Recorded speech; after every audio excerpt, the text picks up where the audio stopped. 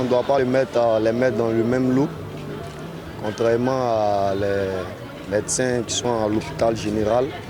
Par contre, après tout, c'est l'homme. Hein.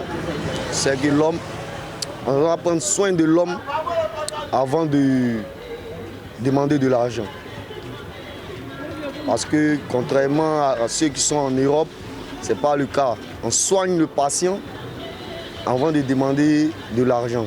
Donc, il y a certains docteurs en Afrique, on en trouve beaucoup qui aiment beaucoup l'argent.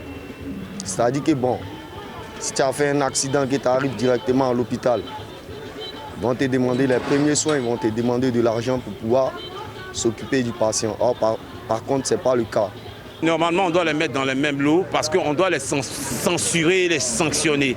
Parce que quand on fait partie d'un collège et qu'on sait que la vie est sacrée et qu'on sait que dans des hôpitaux, il faut payer pour mourir.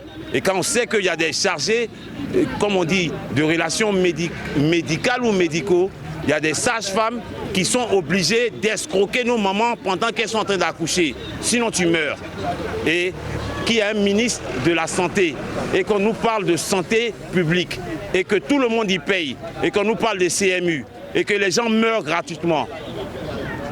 Tous les médecins sont malhonnêtes. Voilà, je le dis, y compris leur ministre d'abord même. Parce qu'il le sait et il ne réagit pas. Normalement, quand on fait partie d'un collège et qu'on fait, comme on dit, on prête allégeance au serment d'Hippocrate, la vie de tout individu, quelle que soit sa race, est prioritaire. Mais ici, dès que tu rentres, tu n'as pas de carnet, tu es mort. Dès que tu n'as pas d'argent pour le médicament, tu es mort. Le médecin, il ne te calcule pas.